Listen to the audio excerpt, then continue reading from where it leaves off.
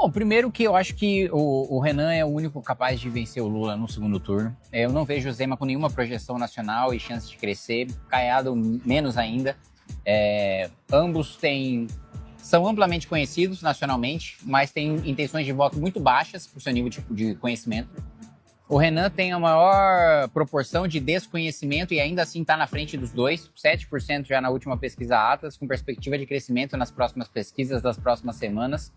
Uma militância orgânica muito forte, com um crescimento entre os mais jovens que preocupa o Lula, o Palácio do Planalto, que tem perdido votos. A gente tem tirado votos da esquerda, não só ganhado espaço dentro do campo da direita. Flávio Bolsonaro, não sei se vai estar solto a tempo de disputar as eleições. Tem muita coisa ainda para sair sobre o Banco Master, é o que se fala, pelo menos, nos bastidores de Brasília. Então, eu realmente estou bastante otimista. Eu acho que essa é a nossa primeira eleição e pode ser já a eleição em que a gente vence as eleições do Palácio do Planalto. Temos chapas também muito fortes, muito consolidadas de deputado federal ao redor do Brasil, né? Goiás não acho que vai fazer feio. Goiás nós temos o partido está bem estruturado, nós temos uma chapa competente, é um estado que nós sempre tivemos um apoio muito forte. Então, no cenário geral, eu estou bastante otimista. Goiás, você fala em Goiás, como é que o partido se organiza aqui em Goiás? Você está em uma série de agendas aqui em Goiânia hoje. Como é que o partido está se organizando? Qual é a projeção que você faz para o Goiás? Bom, primeiro, hoje a gente tem aí a agenda do encontro que a gente vai fazer às 19 horas, aí cerca de 200 pessoas, um evento que a gente organizou muito rapidamente e com um número muito grande de apoiadores, por pouco tempo que a gente teve de organização. Vamos fazer um evento muito maior em Goiânia com o Renan Santos, ainda com data a marcar, e o Renan, como tem feito em todos os estados, vai rodar o interior do estado de Goiás, vai visitar os menores municípios, os municípios mais pobres, mostrar os problemas desses municípios, que nunca nenhum pré-candidato à presidência pisou, como ele fez no Maranhão, como ele fez na Bahia. Então, a gente tem essa projeção do Renan fazer essa rodada no estado. Eu vim aqui hoje em Goiânia para fortalecer a projeção do partido agora com esse evento que a gente vai ter ao final do dia. E aqui a gente espera eleger pelo menos um deputado federal, né, para a bancada do Congresso Nacional. Óbvio que com o crescimento da candidatura do Renan, aumenta muito o voto de legenda, né? O número de pessoas que vão votar, mesmo o número da presidência da República também para a chapa de federal. E Goiás, naturalmente, sendo um estado populoso e sendo um estado que proporcionalmente a missão tem mais apoio do que boa parte dos outros estados brasileiros, também tem a capacidade de eleger até mais. Um movimento arriscado que você faz, né? Você sai do União Brasil, um partido bem estruturado, e vai para uma missão para estruturar um partido. Como é que foi esse cálculo até de articulação, coeficiente eleitoral? Como é que é essa estratégia? Se eu vivesse de mandato e se eu fosse só pensar em ficar o resto da minha vida vencendo a eleição para deputado, continuaria no União Brasil. Teria tempo de TV, teria 3 milhões de reais, todas as eleições para fazer as minhas campanhas, mas eu não teria nenhuma perspectiva de eleger um presidente da República, um governador, um senador, de ter maioria no Congresso Nacional, de fato promover a mudança do país, que é meu objetivo.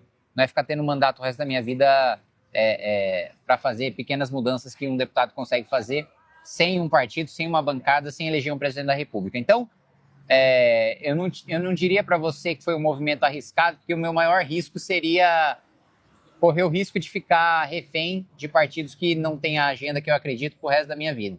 Felizmente, esse risco acabou. Eu estou no projeto que é o meu projeto de legado, meu projeto de vida, e o Partido Missão é a única maneira que a gente tem de estruturar esse projeto de país. Há uma pré-candidatura articulada ao governo do estado de São Paulo. Isso, pré-candidato ao governo do estado de São Paulo. E ela deve seguir até o fim. Surgiu eu vi uma coisa que o Arthur poderia talvez assumir essa candidatura caso ele conseguisse vitórias na justiça. Não, hoje o mais provável que eu seja candidato a governador. É praticamente 100% de chance do Partido Missão ter a candidatura no estado de São Paulo. Na próxima semana a gente vai ter o resultado de algumas negociações que a gente tem feito com Paulo Serra, que é ex-prefeito de São André, PSDB, Cidadania, em que nós podemos fazer essa composição. Semana que vem vamos ter esse resultado. No final do mês que vem, a gente vai bater o martelo e transformar ou não a minha pré-candidatura ao governo do estado em candidatura. Hoje, como eu disse para você, as chances são ali de 80% da gente ter essa confirmação. E do Arthur, infelizmente, a gente não sabe, né? Até agora a gente não conseguiu, nem na primeira instância, nem na segunda. Agora a gente depende do Superior Tribunal de Justiça, mas assim como o Supremo, ali cada ministro é uma ilha, e infelizmente é uma coisa que a gente não pode contar, ainda que o processo contra o Arthur, enfim, é sabido, foi absolutamente ilegal, atropelado e cassado por uma razão que não se sustenta de nenhuma perspectiva, né? Entrevistei há pouco tempo um ex-integrante do MBL, o Fernando Holliday, e ele diz que o Missão nasce sem uma ideologia. Eu acho que ele até repetiu essa crítica em outras entrevistas que ele deu. Como é que você vê essa crítica? Como é que você vê essa crítica que não só ele, mas outros integrantes também do MBL fazem ao grupo e ao partido? Eu acho que tá faltando ler um pouco, porque se tem um grupo que tem ideologia, é a gente. Quem tem ideologia é o Bolsonaro. O Bolsonaro acredita no quê? Qual que é a corrente política dele? Nenhuma. Paulo Guedes furou o teto. Primeiro ano de mandato do governo Bolsonaro. Bolsonaro era um crítico do Bolsa Família, triplicou o Bolsa Família no ano de eleição para vencer o Lula e fez com que a gente tivesse essa epidemia de pessoas jovens e saudáveis que não querem trabalhar por causa do benefício social. No âmbito do combate à corrupção, ele nomeou o petista para a Procuradoria-Geral da República, enterrou a Lava Jato, flexibilizou a lei de improbidade administrativa, perseguiu promotores que estavam combatendo corrupção, acabou com forças-tarefa ao redor do Brasil. Nem no campo das armas, o Bolsonaro fez a defesa daquilo que ele defendia, não aprovou um projeto de lei sequer para garantir o porte de armas, não teve endurecimento de leis penais. Então, assim, o Bolsonaro não tem ideologia. A gente tem o programa mais profundo e detalhado de todos, que é o Livro Amarelo, em defesa, em infraestrutura, em segurança pública, em ciência e tecnologia, na saúde, na educação. Todos os setores nós temos um programa muito mais aprofundado do que qualquer outro partido. Houve aí, então, uma entrega desses ex-integrantes ao bolsonarismo? Não, sem dúvida nenhuma. É o caminho fácil, né? É mais fácil você colar no Bolsonaro, não ter nenhum trabalho, não ter nenhuma entrega, do que você seguir o caminho mais difícil, que é não colar na popularidade nem no Lula, nem no Bolsonaro, e ter que defender as ideias e propostas próprias. Você fala que o Renan Santos, inclusive, ele flerta não, mas ele atrai muitos votos de esquerdistas, por exemplo. Né? Sim, justamente porque a nossa pré-candidatura não se baseia no carisma do Renan, não se baseia na figura dele, que a gente vai fazer tudo que ele defende, tudo que der na cabeça dele, automaticamente todo mundo vai passar a defender. Não, a gente tem um programa. E o Renan segue esse programa. Faz parte da construção dele, como todos nós. E nós temos uma coerência da defesa do programa, da proposta, da ideologia. Se eu morrer, se o Renan morrer, o partido continua e as pessoas sabem no que continuar acreditando sem a gente. Diferente do bolsonarismo que nem morreu e Michele, Eduardo e Flávio já estão brigando entre si para saber quem que é o herdeiro. Né? Já estão disputando a herança antes mesmo dele morrer. Então, é o caminho mais fácil, seguir o bolsonarismo. Infelizmente, pessoas que passaram pelo MBL e viram o quão difícil é passar pelo nosso caminho da coerência, escolheram ir pelo mais fácil. Mas o MBL lá atrás, ele também contribuiu um pouquinho, com a Duna, nessa ideia que o MBL lá atrás, ele deu uma impulsionada nesse movimento bolsonarista? Bom, o MBL ele apoiou o Bolsonaro no segundo turno.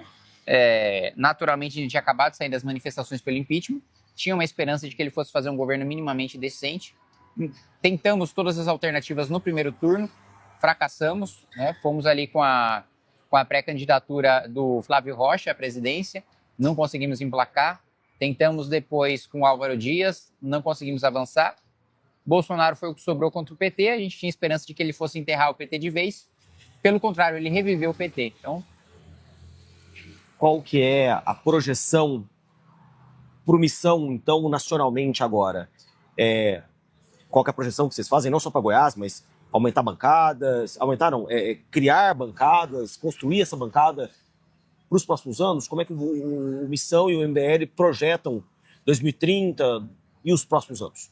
2030 a gente espera estar fazendo campanha para a reeleição do Renan. Agora a gente espera eleger o Renan e ter a maior bancada possível dentro do Congresso para dar sustentação para o governo dele. São Paulo, você está confiante com a sua candidatura? São Paulo, estou confiante porque o Haddad tem um ônus de carregar o Lula e o Tarcísio tem um ônus de carregar o Flávio. Eu tenho o bônus de carregar o Renan. E lá, imagino que o MBL, todo esse grupo, esteja bem posicionado. Claro, foi lá que o MBL nasceu. lá que ele está estruturado, lá que elegeu seu primeiro deputado federal, seu primeiro vereador, seu primeiro deputado estadual. Já concedeu uma entrevista num boteco a céu aberto aqui, debaixo de uma mangueira? Debaixo de uma mangueira, não. Aqui não é uma mangueira, mas é uma árvore que você vê que... Num boteco a céu aberto, não, no boteco já. Agora, céu aberto, não. Pois é. Goiânia traz dessas coisas, né? Muito bom, ótimo. Goiânia é uma excelente cidade.